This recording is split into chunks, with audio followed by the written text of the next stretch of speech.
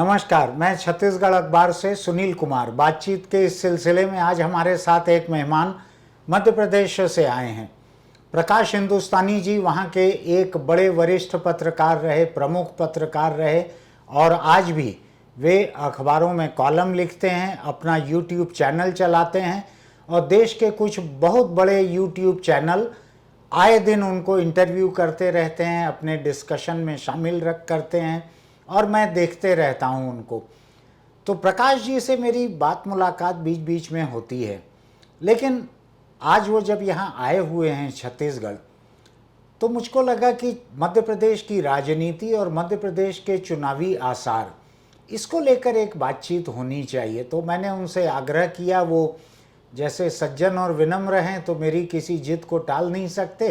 प्रकाश जी, आपका बहुत बहुत स्वागत है। बहुत बहुत धन्यवाद, जरा नवाजी का शुक्रिया। प्रकाश जी, हम लोग मध्य प्रदेश के बारे में थोड़ी सी चर्चा करें। छत्तीसगढ़ भी मध्य प्रदेश में ही था, तो एक ही जैसे हैं हम दोनों, भाई भाई ही हुए। हाँ, लेकिन क्या हुआ है, जब 2000 में ये अलग राज्य बना छत्तीसगढ़, उसके बाद से मैंने इस राज्य को जिस तरह से काम करते देखा और आगे बढ़ते देखा, तो मध्य प्रदेश में मेरी दिलचस्पी धीरे धीरे खत्म हो गई। मुझको ये समझ में आया कि जब राजधानी भोपाल में थी, उस वक्त उन्होंने छत्तीसगढ़ को ठीक उसी तरीके से लूटा खसोटा जिस तरह से लंदन में बैठकर अंग्रेज सरकार हिंदुस्तान को लूटती थी। तो मध्य प्रदेश से मन में एक नाराजगी सी पैदा हो गई और बड़ा कम मैंने रिश्ता रखा वहाँ से। तो जो गिने चुने लोगों से संबंध रहा, आप उनमें से एक हैं। बहुत धन्यवाद। तो लेकिन मैं इत्तेफाक नहीं रखता आपकी इस बात से, ऐसा कि मध्य प्रदेश और छत्तीसगढ़ के रिश्ते ऐसे रहे। हाँ, जब कोई एक राज्य बड़ा होता है तो कुछ इलाकों के लोगों को लग सकता है कि उनके साथ न्याय नहीं हो रहा है। जैसे अभी महाराष्ट्र में, महाराष्ट्र के लोगों को लगता है कि, मुंबई के लोगों को लगता है कि मुंबई का कंट्रीब्यूशन देश में इतना ज़्यादा है, हाँ, इनकम टैक्स में, जीएसटी में, कारपोरेट टैक्स में, लेकिन जो मिलना चाहिए मुंबई को उसके एवज में नहीं मिल रहा है। तो मुझे लगता है कि ये पूरी दुनिया में ऐसी व्यवस्था है और लोगों को लगता है। आप ब्रिटेन में देखेंगे तो ब्रिटेन के साथ जो उनके ग्रेट ब्रिटेन के जो चार पार्ट है, वहाँ भी आप ऐसी भावनाएं देख सकते हैं। पर ये सामान्य बात है, मुझे लगता है। यहाँ दरअसल हम लोगों को ये बात बहुत तल्खी के साथ इसलिए लगती थी कि सारा पावर प्रोडक्शन यहाँ पर होता था अधिकतर छत्तीसगढ़ में, और उसके बाद कमलनाथ की कॉन्स्टिट्यूंसी थी छिंदवाड़ा, उसके गली गली में रोशनी चमकते रहती थी। छत्तीसगढ़ जो है, इसमें पावर ग्रिड ही डेवलप नहीं हुए थे, ट्रांसमिशन लाइन डेवलप नहीं हुई थी। तो ये इलाका पावर प्रोड्यूस करता था, लेकिन इसके अपने पावर यहाँ पे नहीं थे। यानी रायपुर ज़िले का ही बहुत सा हिस्सा ऐसा था जहाँ लोगों ने कभी ट्यूबलाइट ही नहीं देखी थी। ये मैं 2000 के पहले तक का बता रहा हूँ, क्योंकि इतना लो वोल्टेज रहता था कि ट्यूबलाइट जलती ही नहीं थी। तो ये 2000 के पहले तक यहाँ के बहुत से गांव जो हैं बल्ब की रोशनी में रहते थे, ट्यूबलाइट भी नहीं देखा था उन्होंने। तो थोड़ा ख़राब हालत थी, थोड़ा हम लोगों के साथ बेइंसाफ़ी ज़्यादा थी। आप जिम्मेदार नहीं थे उसके लिए, लेकिन आपकी उसकी सहूलियत पाने वाले शहर इंदौर में बसे हुए थे। मेरे ख्याल से मध्य प्रदेश में सबसे ज़्यादा सहूलियत पाने वाला शहर है आपका। नहीं, इंदौर के लोगों को भी वही शिकायत है जो मुंबई के लोगों को है। अच्छा, इंदौर का कंट्रीब्यूशन मध्य प्रदेश में बहुत ज़्यादा है, टैक्स में और उतना रिटर्न मिलता नहीं है। भोपाल राजधानी होने के नाते ज़्यादा ले जाता है। अच्छा, और पिछले 20-25 साल का अगर इतिहास देखें तो जो ग्रोथ रेट इंदौर की है और जो भोपाल की है, उसमें अंतर है। भोपाल की ग्रोथ की रेट ज़्यादा है। अच्छा, भोपाल छोटा शहर था, ठीक, लेकिन अब जिस गति से भोपाल बढ़ रहा है, इंदौर को उतने वेन्यूज नहीं मिल रहे। एक बात तो है। दूसरी बात जो आपने छत्तीसगढ़ के बारे में कही, इससे मैं इसका एक एहसास मुझे आज हुआ। मुझे अच्छा नहीं लगा, पर मैं आपसे शेयर कर रहा हूँ। मैं भोपाल से ट्रेन में बैठा अमरकंटक एक्सप्रेस में। हमारी ट्रेन शुरू हुई थी वक्त पे, बीच में वो 6 मिनट लेट हुई, फिर वो 8 मिनट लेट हुई, और रात को 12 बजते बजते वो करीब आधे घंटे लेट हो, जो उसका समय था। तो मैंने रेलवे के टीटी से पूछा कि ये ट्रेन 7:30 बजे पहुंचने का, 7:15 बजे पहुंचने का टाइम पे पहुंच जाएगी क्या रायपुर? उसने कहा 9:30 बजे तक पहुंच जाएगी। तो मैंने कहा आप कैसे कहते हो 9:30 तक पहुंच जाएगी?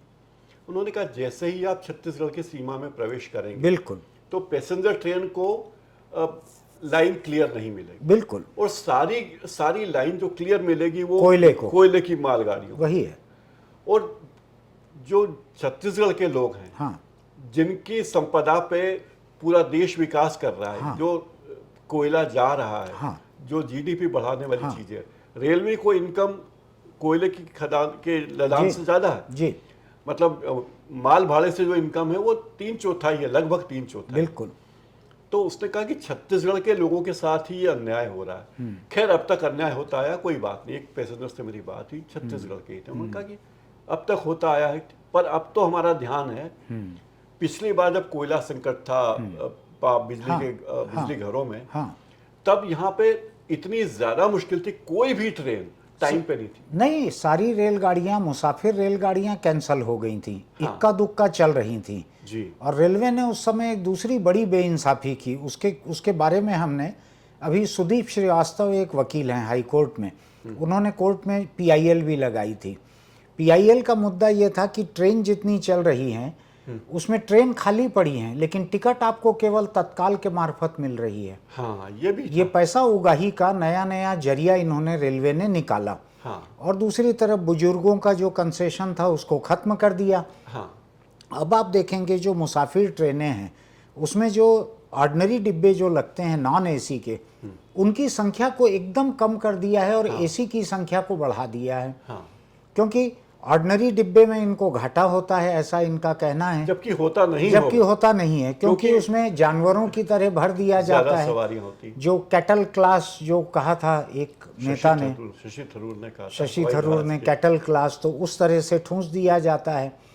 तो अभी रेलवे जो है वो तो उसने हिंदुस्तान की रेलवे की पुरानी साख को तबाह कर दिया है। और वो एक अलग इंटरव्यू, मैं आपको लिंक भेजूंगा। मैं ये बात करूं कि जो कोयले को लेकर छत्तीसगढ़ के साथ जो नाइंसाफी हो रही है, कि यहाँ की संपदा पे आप रेल चला रहे हैं, हाँ, आपकी इनकम ज्यादा उससे है, हाँ, और यहीं के लोगों की आप उपेक्षा कर रहे हैं। तो इस तरह की बहुत सारी चीजें इस देश में है जी। और मध्य प्रदेश छत्तीसगढ़ जब एक था, हाँ, तब कुछ ही इलाकों के नेताओं का वर्चस्व रहा प्रदेश की राजनीति में। और छत्तीसगढ़ के भी 2-3 नेता थे उसमें, 3, लेकिन उन्होंने छत्तीसगढ़ की तरफ उतना ध्यान नहीं दिया, कभी नहीं। मैंने तो उनके बारे में जब उनका प्रोफाइल लिखा तो मैंने उस बारे में लिखा कि श्यामाचरण शुक्ला और मोतीलाल वोरा अविभाजित मध्य प्रदेश के मुख्यमंत्री रहते हुए उन्होंने छत्तीसगढ़ को उतना ही उपेक्षित किया जितना कि पटवा ने, कैलाश जोशी ने या किसी और ने किया हो। यहाँ की उपेक्षा ही उपेक्षा हुई। हाँ। एक वक्त ऐसा जरूर आया जब अर्जुन सिंह ने एक मेजर फैसला लिया तेंदुपत्ता के नेशनलाइजेशन का, राष्ट्रीयकरण का। तो तेंदुपत्ता का हक उन इलाकों में बसे हुए लोगों को दे दिया गया, वो आज तक जारी है। मैं एक बड़ी दिलचस्प बात आपको याद दिलाना चाहूँगा। अर्जुन सिंह ने 3-4 फैसले ऐसे लिए जिसको आज तक कोई सरकार बदल नहीं पाई। एक तो उन्होंने फैसला लिया कि जो गरीब जहाँ पे है वहीं उसको मालिकाना हक मिल जाएगा ज़मीन का। ये पूरे स्टेट में उसका फ़ायदा मिला अनगिनत गरीब लोगों को, वो फैसला बदल नहीं पाया। रिक्शों का मालिकाना हक उन्होंने दे दिया, रिक्शा गैरेज बंद करवा दिए। केवल कोई महिला पति खो चुकी है या कोई विकलांग है, केवल ऐसे ही लोग कुछ रिक्शे सीमित संख्या में किराए पर चला सकते थे, बाकी हर रिक्शे वाले को मालिकाना हक मिल गया। तीसरा, उन्होंने एक बत्ती कनेक्शन सबको दिया। और चौथा, तेंदुपत्ता। ये 4 फैसले तो मुझको याद हैं, हालांकि वो खुद एक सामंती पृष्ठभूमि से आए थे, लेकिन उनके ये चारों के चारों प्रो पुअर फैसले ऐसे थे जो कोई बदल नहीं पाए। बिल्कुल। ये है। अब हम थोड़ा सा आज के माहौल पे चलें प्रकाश जी। आज मध्य प्रदेश में जो स्थिति है, राजनीतिक स्थिति, और जो 6 महीने बाद के चुनाव की जो संभावनाएं हैं, तो आज की हालत आपको क्या लगती है? इतने सालों से बीजेपी चली आ रही थी, बीच में थोड़ी सी देर के लिए कमल छाप हटा था और कमलनाथ खिला था, वो भी सिंधिया की मेहरबानी से वो जल्दी ही वो सरकार चली गई। तो अभी हालत क्या है वहाँ, राजनीतिक स्थिति क्या है मध्य प्रदेश में? बहुत आपने मौजूद सवाल किया है सुनील जी। आज ही कांग्रेस ने अपना चुनाव अभियान शुरू कर दिया। अच्छा, शंखनाद हो गया कांग्रेस के चुनाव अभियान का। हालांकि शुरू तो काफी पहले कर दिया था उन्होंने, लेकिन घोषणा आज औपचारिक घोषणा। औपचारिक घोषणा जबलपुर के ग्वारी घाट से हुई। अच्छा, वहां प्रियंका गांधी वाड्रा गई, उन्होंने पहले नर्मदा पूजन किया 20 मिनट तक। अच्छा, 101 पंडितों ने उनकी नर्मदा पूजन किया, क्योंकि मध्य प्रदेश में नर्मदा जो है लाइफ लाइन है। हाँ, नर्मदा के बिना मध्य प्रदेश में कोई कुछ कर नहीं सकता, क्योंकि नर्मदा ना हो तो इंदौर जैसे शहर, भोपाल जैसे शहर, होशंगाबाद जैसे शहर प्यासे मर जाए। हाँ, और नर्मदा किनारे के शहर कस्बे तो है ही, खेती तबाह हो जाए, क्योंकि नर्मदा है तो जीवन है मध्य प्रदेश में। तो नर्मदा को माँ का दर्जा है। और नर्मदा से उन्होंने शुरुआत की प्रियंका गांधी ने, और इसके बाद फिर उन्होंने एक बड़ी रैली की। और जबलपुर से उन्होंने शुरुआत की इस बार, क्योंकि कांग्रेस का ध्यान है विंध्य प्रदेश और जबलपुर महाकौशल रीजन में। तो महाकौशल उस इलाके में कांग्रेस का ध्यान है कि हमें यहाँ पर ध्यान देना है। उसके पहले जो रैली हुई, उसके तमाम नेताओं ने भाषण दिए। उसमें विवेक तनखा ने भी भाषण दिया, कमलनाथ ने भी दिया, प्रियंका गांधी तो बोली ही। खैर, विवेक तनखा जबलपुर के ही सांसद हैं। बहुत नामी वकील हैं सुप्रीम कोर्ट के। उनके ससुर जी है मुशरान साहब रहे, मध्य प्रदेश अविभाजित मध्य प्रदेश के वित्त मंत्री थे, और बहुत प्रभावशाली आदमी है, प्रभावशाली सांसद भी हैं जी। उन्होंने 2 मिनट बोला और 3 बातें उठाई। हाँ, उन्होंने कहा इस सरकार में, मध्य प्रदेश की वर्तमान सरकार में पूरे महाकौशल इलाके की बहुत उपेक्षा हो रही। अच्छा, एक भी व्यक्ति को मंत्री नहीं बनाया, देखो कैसी सरकार। अच्छा। दूसरी बात उन्होंने कही कि यहाँ पर विकास की कोई का कोई कार्य नहीं है, किसानों को कोई सुविधा नहीं है। और तीसरी बात उन्होंने कही कि यहाँ चिकित्सा के नाम पर कुछ भी नहीं है, और शिक्षा के नाम पर कोई भी अच्छा संस्थान नहीं। फिर कमलनाथ बोले, तो कमलनाथ ने कहा कि कमलनाथ का जो तरीका है कि राहुल जी उज्जैन, हमने कहा था आइए, तो राहुल जी ने कहा कि मैं उज्जैन आऊँगा। तो मैंने कहा नहीं, उज्जैन मत आइए, उज्जैन अगर आप आएंगे तो पहले आपको महाकाल के दर्शन करने पड़ेंगे। ऐसी डायलॉग उन्होंने आज बोला कमलनाथ ने, कि हमने प्रियंका जी को कहा कि आपको हम जबलपुर नहीं बुलाएंगे जब तक कि आप नर्मदा मैया की पूजा नहीं करेंगे। अच्छा, मतलब ये कि हिंदू कार्ड अब तक जो बीजेपी खेलती आई थी। राहुल गांधी आए थे पदयात्रा में, तो ओंकारेश्वर ममलेश्वर में गए ज्योतिर्लिंग के दर्शन करने के लिए, उज्जैन में गए ज्योतिर्लिंग के दर्शन करने के लिए, नर्मदा पूजन तब भी उन्होंने किया था, राहुल प्रियंका ने, दोनों भाई बहनों ने किया था। तो उन्हें लगता है कि ये जो सॉफ्ट हिंदुत्व वाली बात है, हिंदुत्व का विरोध करके वो सरकार नहीं बना सकते, ये बात उन्हें समझ में आ। दिक्कत ये है कि हिंदुत्व के खिलाफ हिंदुत्व ही खड़ा है। तो मतदाता थोड़ा भ्रमित है कि सॉफ्ट हिंदुत्व की ओर जाए कि कट्टर हिंदुत्व की जाए। यानी हिंदुत्व की ए टीम को दें कि बी टीम को दें। और आज उन्होंने क्या किया कि 20-20 फीट के कई हनुमान जी के पुतले बना के वहाँ पे रैली के वहाँ पे रखे, और कई लोग हनुमान जी की पोशाक पहन के, हनुमान जी के गेटअप में कार्यकर्ता घूम रहे थे। मतलब हनुमान जी का उपयोग वो करना चाहते हैं। और हर नेता ने उज्जैन के महाकाल लोक में जो मूर्तियां गिरी थी, जो मूर्तियां क्या थी, वो मूर्तियां तो फाइबर ग्लास की मूर्तियां तो ऐसी होती कि 1000 साल तक भी रहे तो खराब ना हो, तांबे की, धातु की, पत्थर की हो। खैर, वो ये फिल्म के सेट जैसा बना दिया उज्जैन में। तो उससे उन्हें भुनाने की कोशिश की। तो और प्रियंका गांधी ने जो बातें कही, आज की बात है, उन्होंने कहा कि भ्रष्टाचार मध्य प्रदेश में इतना ज़्यादा है, और जैसा कर्नाटक में उन्होंने 5 सूत्र बनाए थे, लगभग वैसे ही 5 सूत्र मध्य प्रदेश में। अच्छा, सस्ती बिजली देंगे, बेरोजगारों को भत्ता देंगे, महिलाओं को 2000 रुपए उन्होंने कहा कि उनके खाते में सीधे डालेंगे, गैस सिलेंडर 500 रुपए में देंगे। देखिए, हमने राजस्थान में शुरू कर दिया, कर्नाटक में कर दिया, मध्य प्रदेश की बारी। अच्छा, बहनों और भाइयों, हम आपके सामने कुछ ऐसे गारंटी लाए हैं जिनके बारे में अब आपको मैं बताऊंगी, जो हम 100% लागू करेंगे। ये मेरा वादा है आपको। महिलाओं को 1500 रुपए प्रति माह दिलवाया जाएगा। गैस का सिलेंडर 1000 रुपए का नहीं, 500 रुपए का आपको मिलेगा। आपके लिए 100 यूनिट बिजली माफ होंगे, सबके लिए 200 यूनिट बिजली बिल की हाफ होगी, मतलब आधी। हम मध्य प्रदेश में भी पुराना पेंशन लागू करेंगे। आपका दर्द हम समझते हैं, कर्मचारियों का दर्द हम समझते हैं। आप देखिए इन्होंने क्या नहीं किया।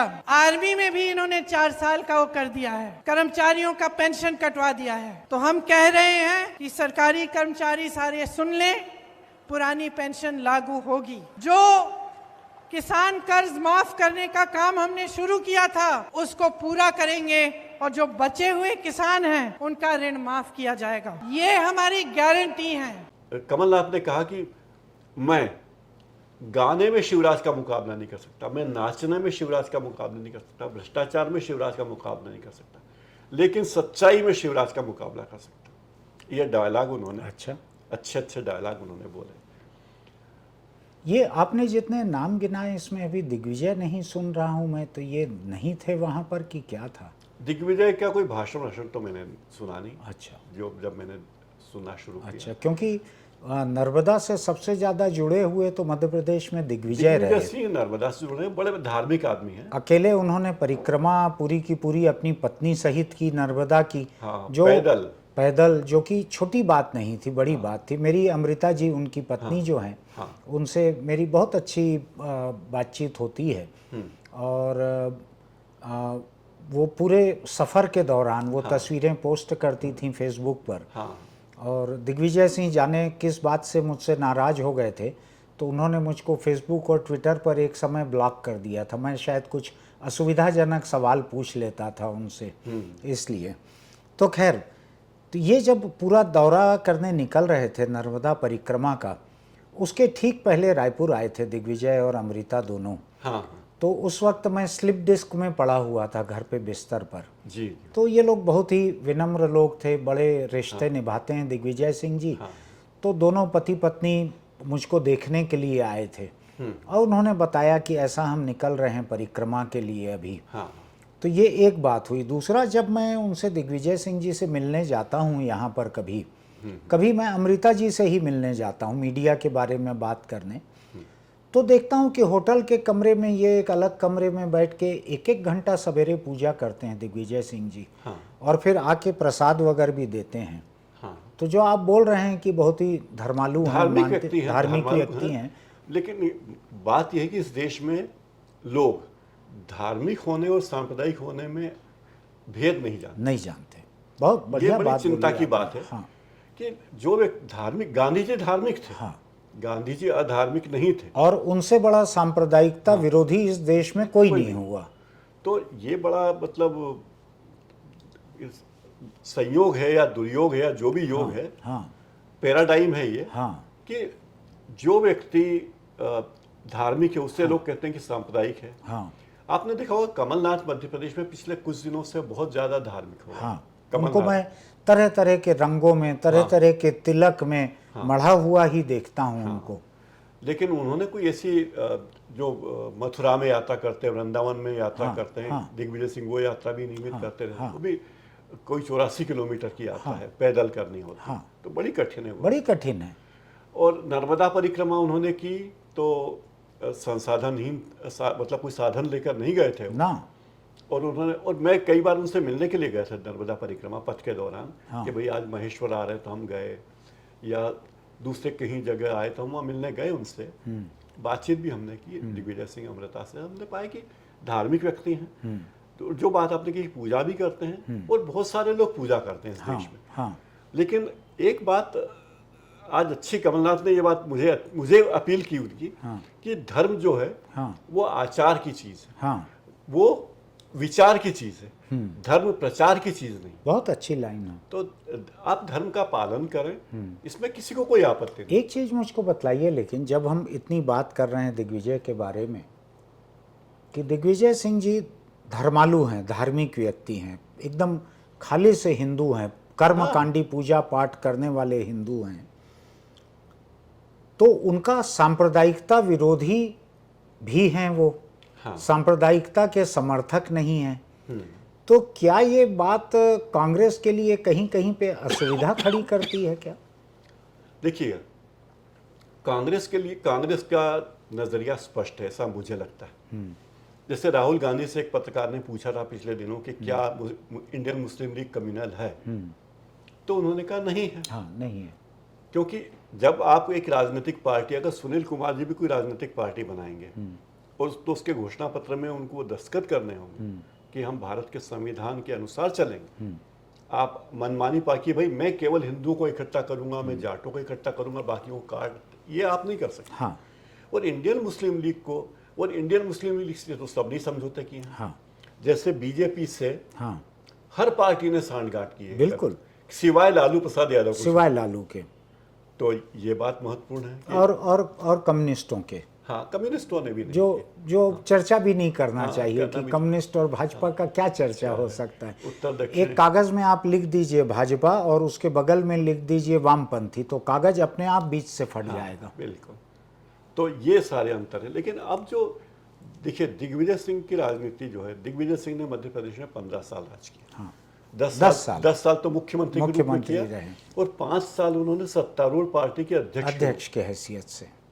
और तब कांग्रेस की तूती बोलती थी। तो कांग्रेस का अध्यक्ष, प्रदेश कांग्रेस का अध्यक्ष, मतलब सेकंड मोस्ट पावरफुल पर्सन, और अनडिवाइडेड का पहले, अनडिवाइडेड, जब वो अध्यक्ष थे और पहला कार्यकाल भी उनका संपूर्ण मध्य प्रदेश छत्तीसगढ़ में था। और ये कारण है कि दिग्विजय सिंह पूरे दोनों राज्यों में, जो अभी अब 2 राज्य हैं, वहां पर अधिकांश जगहों पर अपने कार्यकर्ताओं को नाम लेकर पुकार। मैंने तो रूबरू देखा हुआ है। छत्तीसगढ़ को उनका इलाका नहीं था, हाँ। लेकिन छत्तीसगढ़ में वो विद्याचरण, श्यामाचरण, मोतीलाल वोरा, हाँ। ये सब मिला के जितने लोगों को नाम से जानते होंगे, हाँ। उससे ज्यादा दिग्विजय अकेले लोगों को नाम से जानते थे यहाँ छत्तीसगढ़ में। इतनी उनकी पकड़ थी, इतना जमीनी काम था उनका। बिल्कुल। तो खैर, अपन मध्य प्रदेश की बात करें प्रकाश जी, कि आज जो चुनावी हालत है, आपने जबलपुर में प्रियंका का ये लॉन्च करना अभियान का बतलाया, दिग्विजय के बारे में हमने बात की, कमलनाथ के बारे में बात की, भाजपा की क्या स्थिति है वहाँ पे? वो तो पिछले 15 साल में अधिकतर समय सत्तारूढ़ रही है, बीच में केवल कमलनाथ के जरा से 20 साल में, 1.25 साल, वो 20 साल में 19 अब तक, हाँ, लगभग 20 साल होने वाले हैं। उसमें 14-15 महीने कमलनाथ रहे और 3 मुख्यमंत्री बीजेपी ने देख लिया। हाँ, उमा भारती। लेकिन वो 3 में भी समझ लीजिए मोटे तौर पे तो शिवराज के नाम पे ही लिखा हुआ है इतिहास। हाँ। यानी उमा भारती भी थोड़े ही वक्त के लिए रही, और बाबूलाल गौर रहे कुछ वक्त। हाँ, वो जरा से वक्त रहे, लेकिन मुख्य तो शिवराज सिंह ही लगातार चलते रहे। हाँ। तो आज क्या हालत है इतने लंबे कार्यकाल के बाद, सत्ता के बाद में? शिवराज सिंह चौहान बहुत बड़े कलाकार हैं। अच्छा। कलाकार इसलिए कि वो बेहद नाटकीय हैं। हाँ। और उन्होंने अपना रहन सहन एक आम आदमी का बना रखा। अच्छा। कमलनाथ को देखें या ज्योतिरादित्य सिंधिया, गरीब के झोपड़े में चले जाके खाना भी खा लेंगे तो लगेगा नहीं कि ये, लगेगा ये कमलनाथ है भाई, उनको लगेगा मिसप्लेस्ड है कहीं पर। लेकिन सादगी पसंद आदमी है और नरेंद्र मोदी की नाटकीयता उन्होंने सीख ली। अच्छा। शिवराज सिंह चौहान। अच्छा। तो उसी अंदाज में वो बात करते हैं जैसे नरेंद्र मोदी। और एक और चीज़ उनकी है कि कई बार लगता है कि सरकार मध्य प्रदेश में शिवराज सिंह चौहान की नहीं बल्कि 3 या 4 ब्यूरोक्रेट्स की। अच्छा। और वे ब्यूरोक्रेट जैसा बोलते हैं, हाँ, पूरे प्रदेश में वही होता है। वही शिवराज सिंह चौहान करते हैं, वही सरकार करती है, वही मंत्री करते हैं। और ब्यूरोक्रेसी तो उन 4 अफसरों के आगे मतलब दंडवत रहती कि ये 3-4 अफसरों ने अगर कह दिया इनमें, तो मतलब शिवराज सिंह चौहान। मुझको ऐसा लग रहा है कि आप रमन सिंह का आखिरी कार्यकाल डिस्क्राइब कर रहे हैं, जिसके बारे में पूरे प्रदेश में ये जन धारणा थी। मैं सच्चाई की बात नहीं करता, जन धारणा ये थी कि ये 4 अफसर जो हैं यही रमन सिंह की सरकार चलाते हैं। इनमें से कोई एक अफसर कह दे कि हाँ ये काम हो जाएगा, तो हो जाएगा। रमन सिंह कहें हो जाएगा तो हो भी सकता है और नहीं भी हो सकता है। तो ये 5 साल आखिरी का रमन सिंह के कार्यकाल का बिल्कुल ऐसा ही था जैसा आप बतला रहे हैं। तो इसके कारण हुआ ये कि मध्य प्रदेश में बहुत ज़्यादा असंतोष है बीजेपी वालों में। और मध्य प्रदेश में बीजेपी बहुत सारी हो गई है।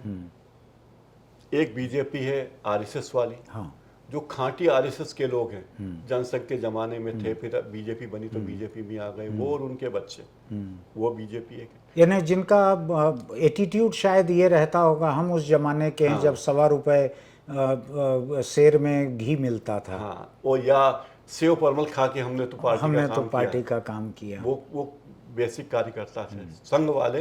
वही जनसंघ आया बना तो उसमें चले गए, फिर बीजेपी बनी तो उसमें। दूसरी बीजेपी है मध्य प्रदेश में भारतीय जनता पार्टी के कार्यकर्ता, अच्छा, जो संघ में तो नहीं है, उनके बाप दादा संघ में नहीं है, लेकिन दरी फट्टा उठाने लगे, पार्षद का चुनाव लड़ने लगे, भीड़ इकट्ठी करने लगे, वो थे।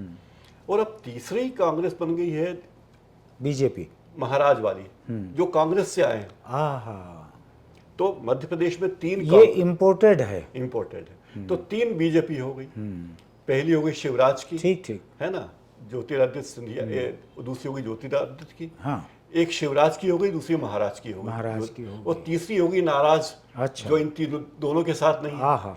तो शिवराज, महाराज और नाराज, क्या बात है, 3 भाजपा हो गई। हाँ, ये घोषित तो मतलब कहता कोई नहीं, पर अच्छा अब क्या हुआ कि जो लोग कांग्रेस से बीजेपी में आए और चुनाव लड़ा, और उसमें से कई जीत गए, और उन्होंने मंत्री पद उनको वो मिला जो बड़े मलाईदार पद माने जाते हैं। माने जाते हैं पे जोर दे रहा हूँ, क्योंकि है तो सभी मंत्री एक जैसा। जो सबसे कमाऊ, जैसे कि आबकारी विभाग या आरटीओ, मतलब ट्रांसपोर्ट, परंपरागत रूप से बदनाम, तो ऐसे विभाग सब ज्योतिरादित्य सिंधिया के लोगों को मिले। अच्छा, जो कांग्रेस से बीजेपी में आए और अच्छा, अब मंत्री बन गए, और अब वो खुल के जो करते हैं, तो न तो आरएसएस वाले की हिम्मत है कि उससे टोके, अच्छा, ना बीजेपी वाले की हिम्मत है कि उसे टोके, क्योंकि वो तो वीआईपी है। क्या बात है, तो वो वीआईपी है, यानी उन्हीं के दम पर ये सरकार बनी है। तो वो भाई तो शिवराज उनसे कुछ कह नहीं सकते। ये शिवराज की इस बार की सरकार न तो आरएसएस के बनाए बनी, न बीजेपी के बनाए बनी, इन दोनों के बावजूद बनी है ये। तो जो मूल ये तो हो गया एक पहलू। दूसरा पहलू ये है कि बीजेपी में जब कोई व्यक्ति लंबे समय तक मुख्यमंत्री रहता है, 15 साल 17 साल, तो पार्टी में जो लोग महत्वाकांक्षी होते हैं उनमें बड़ी निराशा हो जाती है। ठीक, जगह ही नहीं निकल रही है। नरोत्तम मिश्रा के लिए जगह ही नहीं है, गृह मंत्री हैं, बहुत पावरफुल है। अमित शाह आते हैं तो भोपाल में उनके यहाँ लंच खाने जाते हैं, मतलब अमित शाह के लंच का कोई महत्व नहीं है। गृह मंत्री एक राज्य के मंत्री के यहाँ खाना खाने जाए, और नंबर 2 पावरफुल आदमी, और वो 3 घंटे बैठता है, तो मैसेज ये देना होता है कि देखो भाई हम सबको महत्व दे रहे हैं, हम केवल सीएम को महत्व नहीं दे रहे। मुझको एक बड़ी दिलचस्प चीज याद आ रही है। आपने जो कहा ना कि वैक्यूम नहीं है ऊपर, तो लोगों में नीचे की लीडरशिप में निराशा होती है कि हमारी तो जगह ही नहीं है। अब कैलाश विजयवर्गीय की जगह, यहाँ पर श्यामाचरण जी राजिम से चुनाव लड़ते थे, और उनके बेटे अमितेश शुक्ला जवान हो गए थे, लड़ना चाहते थे, उम्र हो गई थी, हसरत जो है वो उमड़ घुमड़ रही थी, ऐसे समंदर की लहरों जैसे ऊपर जा रही थी अमितेश की हसरतें, और श्यामाचरण जी लड़ना बंद ही नहीं करते थे राजिम से। तो इनको लगता था कि ये कब रिटायर होंगे, ये अगर यही लड़ते रहेंगे तो मेरी तो उम्र निकल जाएगी। ये जवान से अधेड़ हो गए थे अमितेश शुक्ला, जब इनको पहली बार लड़ने का मौका मिला। तो ये बात सही है कि अगर शिवराज ही 15-17 साल तक रहेंगे, तो नरोत्तम मिश्रा हो या कैलाश विजयवर्गीय हो या और कोई भी हो, नरेंद्र सिंह तोमर कहाँ जाएंगे, तो इनकी बारी आएगी कैसे और कहाँ से आएगी। तो अब क्या स्थिति है? तो अब वो सब बोलते कोई कुछ नहीं है, लेकिन उन्हें लगता है कि अगर सरकार बीजेपी की आई, अगर बीजेपी को बहुत, तो फिर शिवराज मुख्यमंत्री बन जाएंगे, तो या शिवराज के नाम पे चुनाव लड़ा जा रहा है अगर, तो ये लगेगा कि शिवराज वास्तव में नेता है, और हम इतनी मेहनत करें क्यों जब हमें तो कुछ मिलना ही नहीं है। यानी अगर आज भी ओपनिंग बैट्समैन सचिन को ही करना है, तो फिर ये 15-20 साल के लोग क्यों मेहनत करें। ये दूसरी बात है कि जब पिछले चुनावों में जो लोग हमेशा पूरे ग्वालियर क्षेत्र, चंबल क्षेत्र की एक अलग कहानी है, वहां एक ऐसा वर्ग रहा कांग्रेस में जो हमेशा राजशाही का विरोध करता हाँ है ना,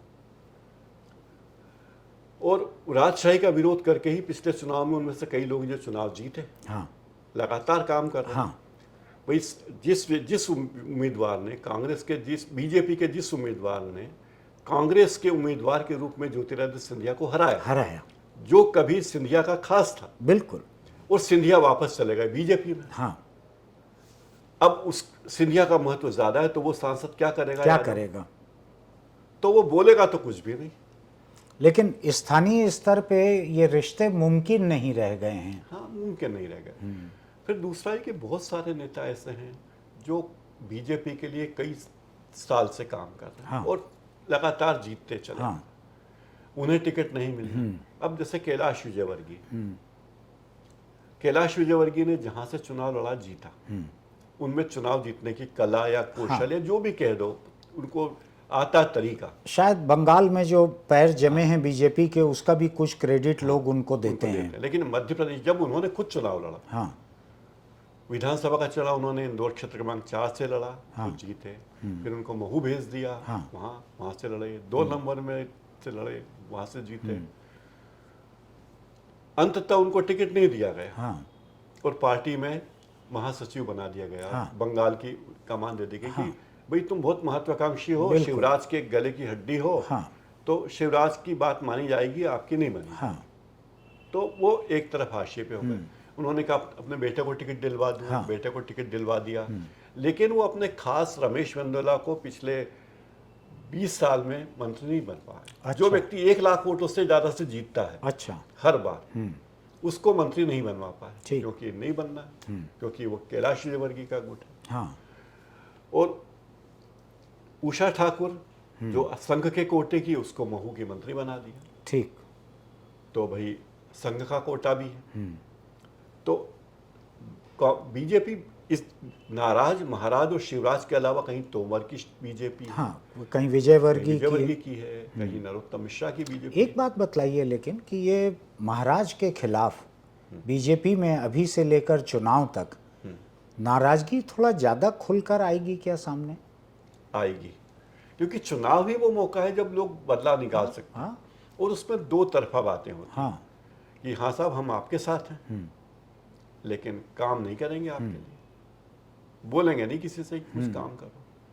मुझको ऐसी सुगबुगाहट वहाँ से कुछ पता लगती है, बीच बीच में किसी से बात होती है तो, कि जो ज्योतिरादित्य के खिलाफ जो नाराजगी है वो अभी से चुनाव तक और खुलकर मुखर होकर सामने आएगी, ऐसा लगता है। दूसरी बात ये कही जा रही है, मुझे लगता है कि ये हो भी सकता है, ये कहा ही जा रहा है कि इस चुनाव तक जो सिंधिया का महत्व इस चुनाव तक ही है। हाँ इस चुनाव के बाद हाँ सिंधिया की ताकत पता चल जाएगी। हाँ और अब ये कहा जा रहा है कि सिंधिया के जो लोग कांग्रेस से बीजेपी में आए थे, सरकार बदली थी, हाँ जरूरी नहीं कि उन सबको टिकट दे ही, हाँ बिल्कुल।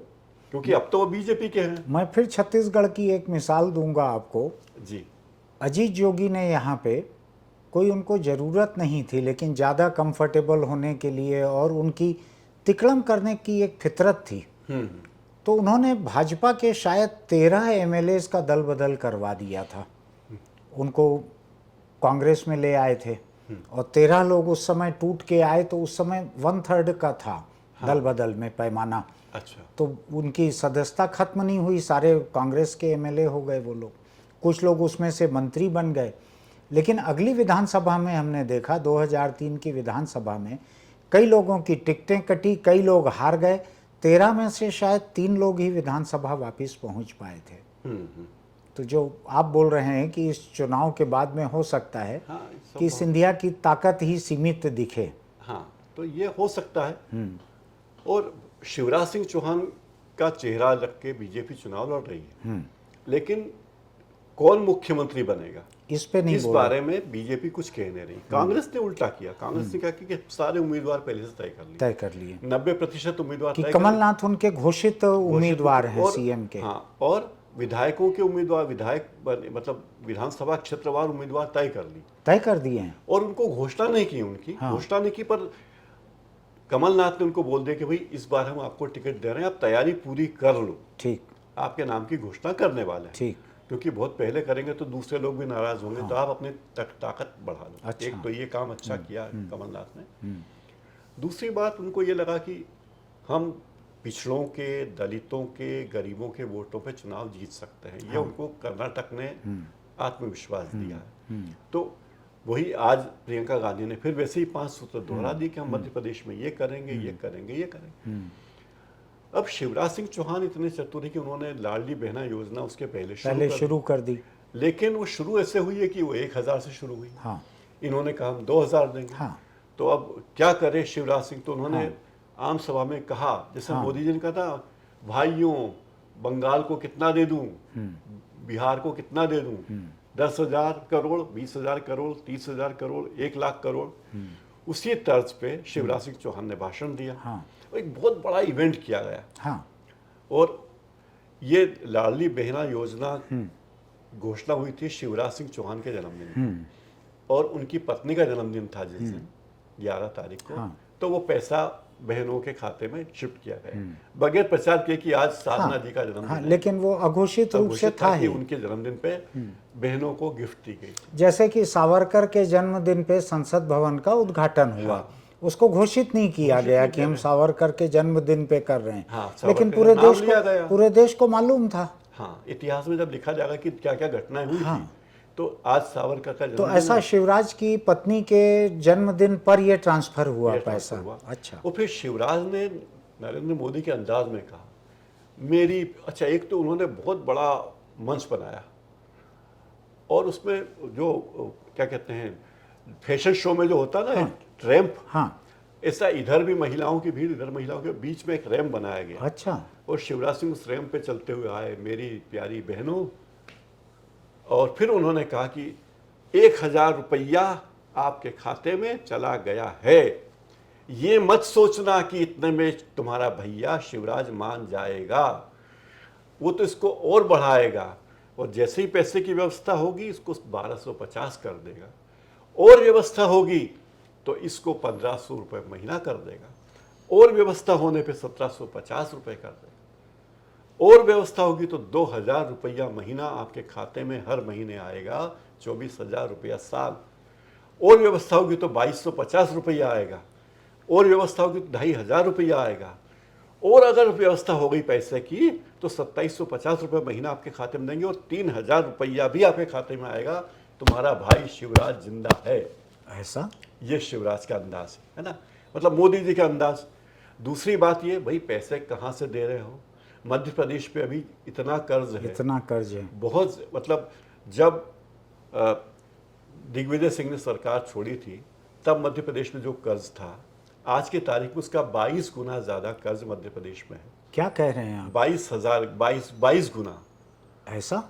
जब शिवराज अच्छा, मैं अभी एक आंकड़ा पढ़ रहा था, मैं उसकी ऑथेंटिसिटी नहीं जानता, लेकिन जो आप बतला रहे हैं कि 65 साल में हिंदुस्तान में कुल जितना कर्ज लिया था सरकारों ने 55,000 करोड़, तो अभी शायद 1,55,000 करोड़ तो अभी पार कर गए हैं ये 9 साल में। 9 साल में, और अब वो 1,95,000 करोड़ से अधिक होने वाला है।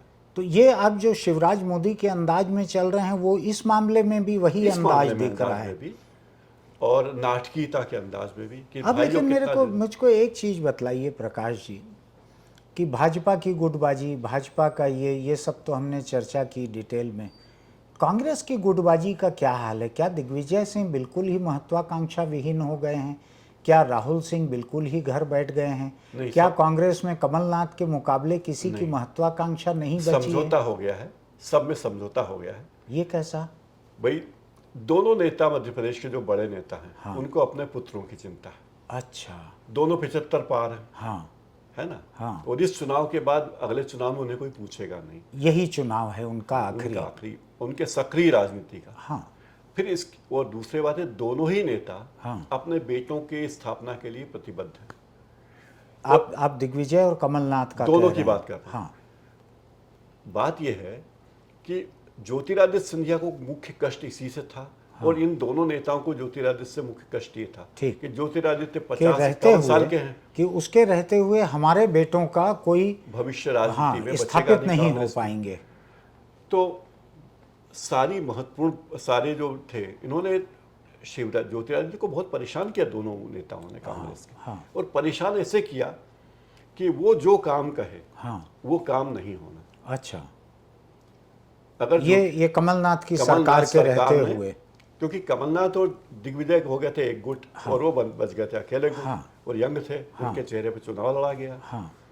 तो जो भी काम बोले ज्योतिरादित्य, वो काम नहीं करना, ये इन्होंने तय किया।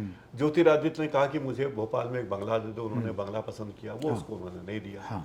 जो सबसे बदमाश शब्द कह रहा हूँ, जो ऐसे आईएएस हैं जो नेता की बात सुनते ही नहीं, उन्हें उनके इलाके में बना दिया, उनके प्रिय मंत्रियों के उसमें दे दिया। कहा कि आप डिप्टी सीएम बन जाओ, जैसे सचिन पायलट बने थे, तो ज्योतिरादित्य ने कहा कि मुझे डिप्टी सीएम नहीं बनना है, क्योंकि ऐसा कोई पद है ही नहीं डिप्टी सीएम। राहुल गांधी ने चिट्ठी लिखी, प्रियंका ने चिट्ठी लिखी कमलनाथ को कि ज्योतिरादित्य सिंधिया को प्रदेश कांग्रेस का अध्यक्ष बना दो।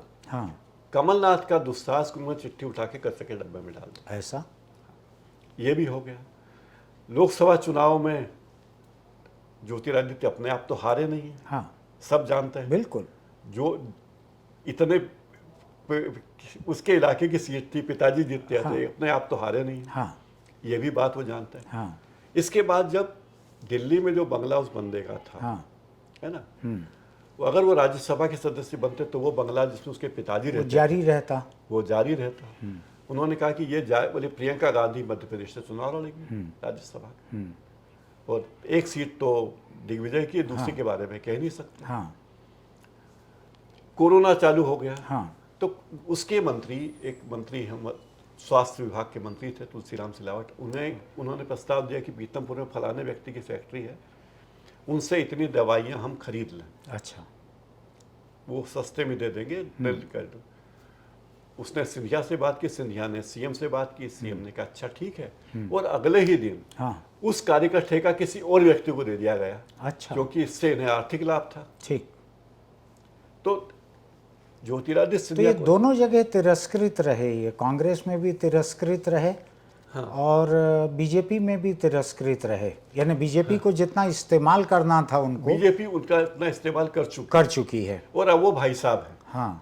जो महाराज जी थे वो भाई साहब हैं। यानी आपको ऐसा लगता है क्या कि जो अंग्रेजों के समय में इन्होंने हिंदुस्तान की एक लड़ाका रानी के साथ इनके कुनबे ने जो गद्दारी की थी, तो वक्त उसका हिसाब इनको चुका रहा है? हाँ, लोग ये कहते हैं, ये भी कहते हैं कि जिस तरह विजय राजे सिंधिया ने संवित की सरकार बनाई थी मध्य प्रदेश में धोखा देकर, तो वो बात भी है। एक बात है, दूसरी बात नहीं, और सुभद्रा कुमारी चौहान की जो कविता में इनकी गद्दारी का जिक्र है, बिल्कुल। मैं चूंकि ग्वालियर से बहुत दूर हूँ, इसलिए मैं खुली बात कहना अफोर्ड कर पा रहा हूँ। उन्होंने कहा कि सिंधिया, अंग्रेजों के मित्र सिंधिया ने छोड़ी राजधानी थी, बूढ़े भारत में भी आई, फिर से नहीं जाओ। तो ये उस समय का कुछ हिसाब किस्मत चुकता कर रही है क्या? दूसरी बात ये है कि अब लोग राजनीति में बहुत लंबे समय की नहीं सोचते। मेरा तात्कालिक लाभ क्या है, इस पे ज्यादा रुचि। और आप देखिए कि भारत की नीतियां भी वैसी बदलती जा रही हैं। पिछले 10 सालों 9 साल में तो बदली। हमारी विदेश नीति में जो बात है वो कहाँ है? अब तो हमारे प्रधानमंत्री ऑफिशियल जाके बोलते हैं कि अगली बार ट्रंप सरकार, और फिर ट्रंप हार जाता है। तो ये सब चीजें, तो अब हमने वो पुरानी सब चीजों को तिलांजलि दे दी है। उन बातों की तरफ हमारा कोई ध्यान नहीं है। और मध्य प्रदेश, ये नई स्टाइल चल रही है, ये नई स्टाइल चल रही है। दूसरी बात है कि सरकारें यानी तुरंत चुकारा, तुरंत दान महाकल्याण। हाँ, ये धमतरी में एक वो है मंडी समिति जो है, उस मंडी समिति का नाम है तुरंत चुकारा समिति। आप धान लेके जाओ, बेचो, और आनंद फानन आपको तुरंत पैसा मिल जाता है। उसका नाम ही है तुरंत चुकारा समिति। तुरंत चुकारा यहाँ भी चल रहा है, तुरंत चुकारा करिए। तो ये राजनीति, तो अब और इनकी क्या स्थिति है? जो अर्जुन सिंह के बेटे राहुल सिंह या अजय सिंह, शायद 2 नाम थे उनके, वो हैं, और 1-2 नेता वहाँ पे होंगे, और कांग्रेस के या सुभाष यादव के पुत्र हैं, सुभाष यादव के बेटे हैं। तो ये लोग क्या अब मुख्य धारा से किनारे बैठे हैं? एक बात देखिएगा, पिछले 10 सालों में हमारी राजनीति में बहुत बड़ा बदलाव आया। बदलाव ये आया कि चुनाव वही लड़ सकता है जिसके पास अकूत संपदा। ऐसा, अगर आपको विधानसभा का चुनाव लड़ना है और आप 4-5 करोड़ रुपए खर्च कर सकते हैं, तो ही आप मैदान में उतरिए, और मैदान में उस पार्टी से जो कि प्रमुख पार्टियां हैं, हाँ। कांग्रेस या बीजेपी, हाँ, वरना तो आपके पैसे डूबने वाले हैं। पैसे डूबने वाले हैं। अगर आप इन दो पार्टियों में से भी उम्मीदवार हैं तो 5 करोड़ रुपए खर्च करने की हैसियत है तो आपको टिकट मिलेगा, और आपके जीतने की कोई गारंटी नहीं। तो इस कारण क्या हुआ कि जो लोग पैसे खर्च नहीं कर सकते वो पीछे हट गए। अब लोग ये बोलते हैं, इसका कोई सैद्धांतिक बात लिखी हुई तो बात नहीं है कि भाई कमलनाथ क्यों सीएम बने। दिग्विजय तो खैर खारिज हो चुके थे कांग्रेस की राजनीति में, क्योंकि जब ये बात हुई कि अगर तीनों के चेहरा सामने रख के चुनाव लड़े, सरकार बनी, अगर बहुमत आया तो कौन बनेगा। हाँ। तो कहा गया कि सब वो बनेगा जो पैसे खर्च करेगा चुनाव लड़ने के। अच्छा। भाई जिस व्यक्ति ने पैसे खर्च किए चुनाव लड़ने के लिए वो मुख्यमंत्री बना। हाँ। आपके पास पैसा है तो आप पार्षद बन जाइए, और ज्यादा पैसा है तो पार्षद का चुनाव लड़ लीजिए, विधायक का चुनाव लड़ लीजिए, और पैसा है तो लोकसभा का चुनाव लड़ लीजिए, और पैसा है तो आप राज्यसभा में चले जाइए चंदा देके। ये हो गई राजनीति। तो पैसे, एक बड़ा दुर्भाग्यपूर्ण है कि भारत की राजनीति में पैसे का महत्व इतना ज्यादा हो गया कि आज की तारीख में कोई लाल बहादुर शास्त्री चुनाव नहीं जीत। मैं छत्तीसगढ़ की एक अफवाह का जिक्र करना चाहूँगा यहाँ पे। मेरे पास उसका कोई सबूत नहीं है, पुख्ता जानकारी भी नहीं है, किसी ने मुझको रूबरू कहा भी नहीं है। लेकिन यहाँ पर ये चर्चा है, जो पिछला विधानसभा का चुनाव हुआ उस वक्त तो कांग्रेस यहाँ 15 साल विपक्ष में रह के आई थी। भूपेश बघेल पार्टी के अध्यक्ष थे प्रदेश के, और टी.एस. सिंहदेव जो हैं उन्होंने घोषणा पत्र बनाने में बड़ा कंट्रीब्यूट किया था, ऐसा माना जाता है। ये भी कहा जाता था कि ये जय बीरू की जोड़ी है ये, ऐसा भी कहा जाता था। उस वक्त एक चर्चा थी कि टी.एस. सिंहदेव ने अपने निजी संपत्ति में से काफ़ी कुछ पैसा पार्टी को दिया था यहाँ चुनाव लड़ने के लिए। इसको कोई मानता नहीं है, मेरे सामने किसी ने मंजूर नहीं किया है, लेकिन ऐसी चर्चा थी यहाँ पर। लेकिन उस वक्त ये हो नहीं पाया यहाँ कि जिसने पैसा खर्च किया है वो मुख्यमंत्री बन जाए। अगर उन्होंने किया होगा तो नहीं बन पाए थे वो। लेकिन खैर अपन मध्य प्रदेश की बात करें। ये बात तो है कि अब भाई आप ये देखिए कि अशोक गहलोत गुजरात के प्रभारी रहे, जबकि उनके राज्य में इतनी उथल पुथल थी। क्यों रहे प्रभारी? क्योंकि वहां से वो पैसा दे रहे थे। अब कांग्रेस थोड़ी कंफर्टेबल पोजीशन में है क्योंकि कांग्रेस के पास 4 राज्य। भूपेश बघेल 3 जगह प्रभारी रहे इस तरह से। एक असम में, एक उत्तर प्रदेश में, एक हिमाचल में, आपको ध्यान होगा। बिल्कुल। और इन तीनों जगह के बारे में ये बार बार कहा जाता था कि वहाँ रुपए पैसे का सब इंतजाम भूपेश बघेल करते हैं। और एक चर्चा ये भी होती थी कि कांग्रेस जो है छत्तीसगढ़ को एटीएम के तरह इस्तेमाल करती है, क्योंकि उसके पास कुल 2 ही राज्य रह गए थे, राजस्थान और छत्तीसगढ़। ये कर्नाटक तो अभी उनके हाथ में आया। अब कर्नाटक में उनके हाथ में, कांग्रेस के हाथ में एक पूरा बैंक आ गया है। अब उनको किसी एक एटीएम की जरूरत नहीं रह गई है। तो भूपेश बघेल और छत्तीसगढ़ थोड़ा राहत की सांस भी ले सकते हैं, ऐसा लोगों का मानना है। सही कि वो पूरा बैंक मिल गया है कांग्रेस को, कर्नाटक इतना बड़ा है। और यही तो बात है, लोग कहते हैं कि शिवराज सिंह क्यों बने हैं मुख्यमंत्री। उसके पीछे भी मैं 2 चीजें जानना चाहता हूं। तो क्या पिछले चुनाव में कमलनाथ ने रुपए पैसे खर्च किए, उसका इंतजाम किया, ऐसा कुछ आपका कहना है? ऐसा कहा जाता है। ऐसा कहा जाता है कि इतने पैसे दिए उन्होंने। लेकिन ऐसा कहा जाता है उन्होंने काफी कि चुनाव का खर्च उन्होंने कम या ज्यादा हद तक उठाया। मैं एक दूसरी चीज याद करना चाहता हूं। जिस वक्त मोदी प्रधानमंत्री बने, आपको याद होगा वो वक्त, मोदी के प्रधानमंत्री बनने के कुछ महीने पहले, 6 महीने पहले, शिवराज सिंह दोबारा मुख्यमंत्री बन के आए थे। और फिर जो आम चुनाव हुआ था, उस आम चुनाव के पहले शिवराज का जो चुनाव था राज्य विधानसभा का, उसमें कहीं मोदी की फोटो वगैरह पोस्टर में नहीं लगी थी। ऐसा एक मुद्दा बना था कि शिवराज एक किस्म से हेठी कर रहे हैं मोदी की फोटो अवॉइड कर रहे हैं लगाना। हुआ ये था कि आडवाणी जी ने एक भाषण में कहा था कि अगर नरेंद्र मोदी 3 बार के सीएम हैं, तो शिवराज सिंह चौहान भी उन्हीं के समकक्ष हैं और उतनी योग्यता रखते हैं। तो ये बात शायद मोदी जी को चुभ गई होगी, और यही कारण है कि आजकल मध्य प्रदेश में हर फोटो में मोदी जी भगवान की तरह, गणेश जी की तरह होते हैं, और ये चूहा जैसे रहते हैं। बिल्कुल गणेश जी की तरह। पहले नरेंद्र मोदी, उसके बाद नीचे चाहे मध्य प्रदेश की योजना भी, जिसको विनीत शब्द जहां आमतौर पे आता है इश्तहारों में, हाँ विनीत, तो वैसा रहते वैसा हैं लगभग ये। वैसे ही रहते हैं। एक चीज़ मुझको बतलाइए, एक और अफवाह थी, मुझको नहीं मालूम वो सच है कि नहीं, मैं दूरी पे बसा हूँ मध्य प्रदेश से, कि शिवराज सिंह अगर लगातार चौथी बार मुख्यमंत्री बन गए रहते पिछले चुनाव में, तो शायद मोदी का कोई रिकॉर्ड टूटता, इसलिए भी शिवराज को मुख्यमंत्री चौथी बार न बनने देने में उनकी दिलचस्पी थी, ऐसी अफवाहें हैं। हो सकता है ऐसा, वैसे बहुमत इनके पास था ही नहीं, हाँ, तो यूं भी बनने का कोई सवाल लेकिन बहुमत से बहुत कोसों दूर भी नहीं थे, थोड़ा आसपास ही थे। हाँ, कांग्रेस दूसरे नंबर की बड़ी पार्टी थी, दूसरे पहले नंबर की बड़ी पार्टी थी। 116 सीटें चाहिए थी बहुमत के लिए, कांग्रेस के पास 114 थी, हाँ। इनके पास 109 थी। हाँ, तो 8-10 सीटों का ही फेरबदल था। हाँ, तो अगर ऐसे में शिवराज को रिकॉर्ड नहीं बनाने देना है, कोई कमर कस ले, कमर कसने की जरूरत ही नहीं है मोदी जी के लिए, ऐसा। मोदी इशारा ही काफी था मोदी का। ऐसा हाँ। इन्हें क्या नरेंद्र मोदी, ये इतना बड़ा काम नहीं था कि उनको कमर कसना नहीं, नहीं, पड़ता। कमर उमर नहीं कसते नरेंद्र मोदी, कमर किसी के लिए नहीं कसते। ऐसा, हाँ, नरेंद्र मोदी केवल इशारा करते हैं। तो ये उस समय मध्य प्रदेश में किसी ने नहीं सोचा था कि ये शिवराज जो है रिकॉर्ड तोड़ने जा रहा है मोदी का, शायद इसलिए भी इसका हार जाना जायज है या सही नहीं है? नहीं, एक बात देखिए, 2003 में जब बीजेपी सत्ता में आई, हाँ, तब बीजेपी ने और आरएसएस ने 6 महीने तक लगातार मेहनत की। और मेहनत कैसे की, उन्होंने उमा भारती को घोषित किया कि साध्वी उमा भारती मध्य प्रदेश की मुख्यमंत्री बनने के लिए आ रही हैं। हाँ, और पूरे मध्य प्रदेश में उमा भारती ने हेलीकॉप्टर से दौरे किए, क्योंकि बीजेपी के पास पैसे थे। हाँ, और हेलीकॉप्टर से दौरे करने का मतलब मध्य प्रदेश में बहुत ज्यादा है, जैसे अच्छा। धार, झाबुआ, बड़वानी, इन आदिवासी इलाकों में कोई व्यक्ति अट्रैक्शन है वो। चील गाड़ी से आए, चील गाड़ी बोलते हैं उसको, तो हेलीकॉप्टर देखने ही लोग 10-20 हजार इकट्ठे हो जाते हैं।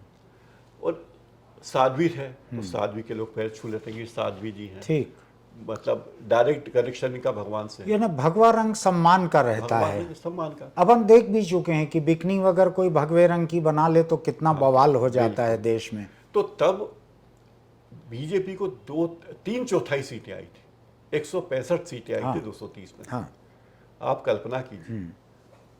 और उसके बाद सीटें कम होती गई और पिछले चुनाव में जाके 109 सीटें। हाँ, तो बीजेपी का ग्राफ तो नीचे जा रहा है। दूसरी बात है कि नरेंद्र मोदी के नाम पर विधानसभा चुनाव जीतना उनके लिए अब आसान नहीं होगा अभी आने वाले दिनों में। ऐसा क्योंकि मोदी जी तो दिल्ली में है ना, ये लोग फर्क समझने लगे फर्क अब। समझने लगे। अब कर्नाटक हालांकि देखिए अभी समझने लगे हैं, बोलना गलत होगा। हाँ, पहले मुझको 20-25 साल पहले का आंध्र का एक चुनाव याद है, हाँ, जिसमें आंध्र प्रदेश का चुनाव और लोकसभा के चुनाव एक साथ हुए, एक दिन, एक पोलिंग बूथ। हाँ, वोटर जाता था भीतर, अपना जाता था या जाती थी, हाँ, और वहां जाकर उनको 2 बैलेट मिलता था, हाँ, कि ये लोकसभा का बैलेट है, ये विधानसभा का बैलेट है।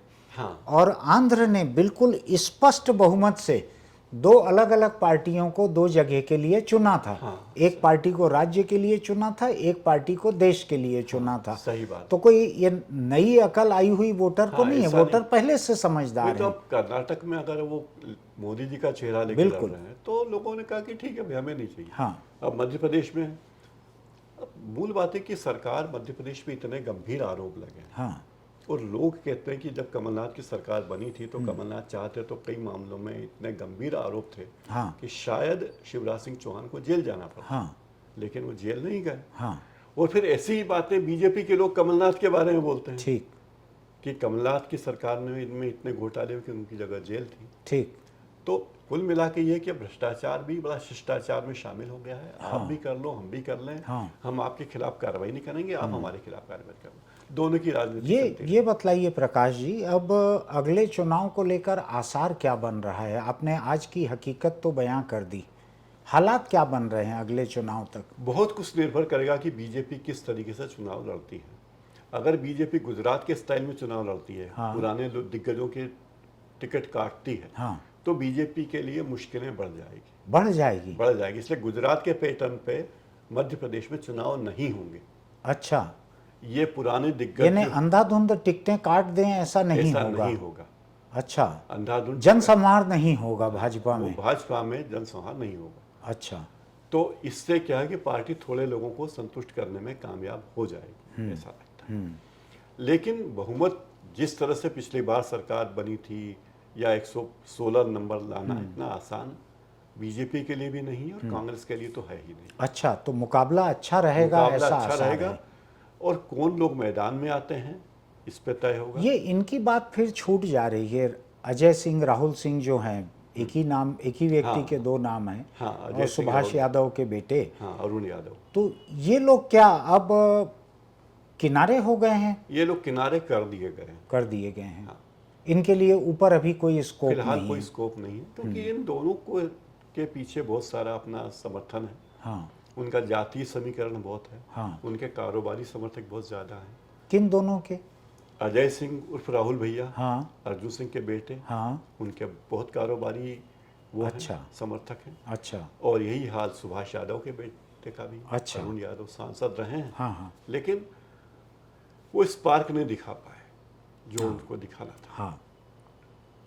तो अब ये एकदम निर्बाध हैं दिग्विजय और कमलनाथ, इनकी जोड़ी। फिलहाल तो निर्बाध है। और इन दोनों के बीच का तालमेल असली तालमेल है, कोई दिखावे का नहीं है। हाँ, अभी अभी तो कह सकते हैं कि दो। असली।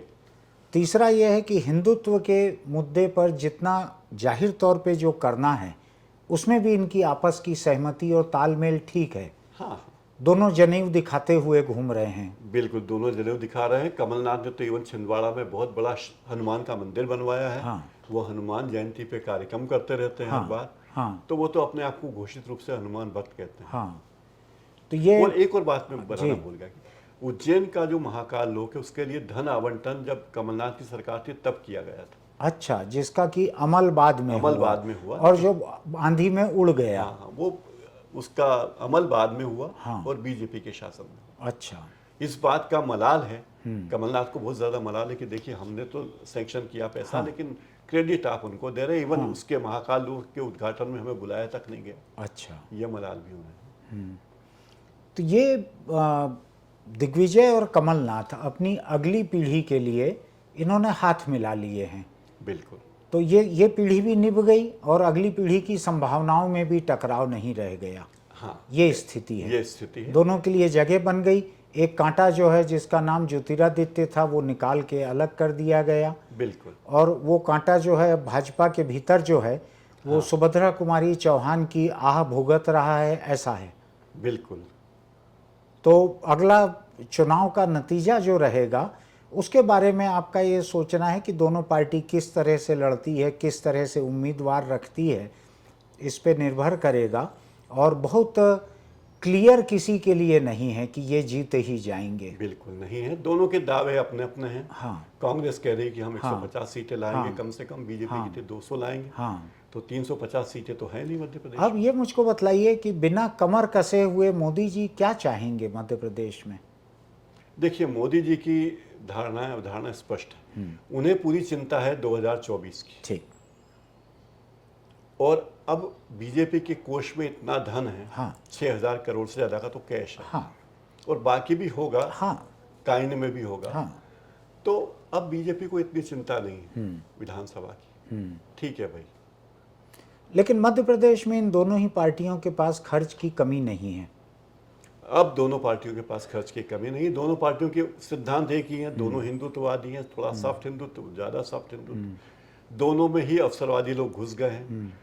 दोनों ही पार्टियों में लोगों को, अब नेताओं को अपने बच्चों की चिंता है। शिवराज का बेटा राजनीति में, तोमर का बेटा राजनीति में, विजयवर्गीय का बेटा विजयवर्गीय का बेटा तो राजनीति। तमाम नेताओं के, जयंत मलिया का बेटा राजनीति, सभी को राजनीति करनी। अब राजनीति में दिक्कत थी कि फिल्मों में तो क्या है कि धर्मेंद्र ने फिल्म बनाई, चल गई। सनी देओल ने फिल्म बनाई, चल गई। उसके बेटा भी हीरो बन जाएगा, करण, वो भी चल जाएगी या नहीं चलेगी, रिलीज तो हो जाएगी। राजनीति में तो सीट एक ही है। हाँ। मुख्यमंत्री का पद एक ही है, सांसद का पद एक जगह से एक ही है। तो बनेगा तो कोई एक।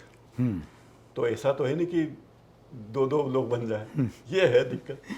चलिए प्रकाश जी, आपसे बड़ी दिलचस्प बात हुई। और जब हमने बातचीत शुरू की तो मुझको लग नहीं रहा था कि हम इतने सारे मुद्दों को कवर कर सकेंगे, लेकिन आपका बयां करने का अंदाज बड़ा ही दिलचस्प है। बहुत बहुत शुक्रिया जी, बहुत बहुत और हम धन्यवाद। फिर बात करेंगे चुनाव जरूर तक बात दोबारा। करते रहेंगे। धन्यवाद जी। अभी आपने सुना प्रकाश हिंदुस्तानी जी, ये मध्य प्रदेश के एक बड़े प्रमुख पत्रकार रहे हुए हैं और आज वो कॉलमिस्ट हैं जो कि पत्रकार का ही एक दर्जा है, आज वो यूट्यूबर हैं जो कि पत्रकार का ही एक दर्जा है। ये नई टेक्नोलॉजी है। तो उनसे ये बातचीत हमने मध्य प्रदेश के चुनावी हाल को समझने के लिए की थी। हम उनसे कुछ महीनों के बाद में फिर बात करेंगे जब वहाँ चुनाव का माहौल कुछ ज़्यादा साफ हो जाएगा। तब तक के लिए हमको इजाज़त दीजिए। हम अगली किसी दिलचस्प बातचीत को लेकर आपके बीच फिर आते हैं। नमस्कार।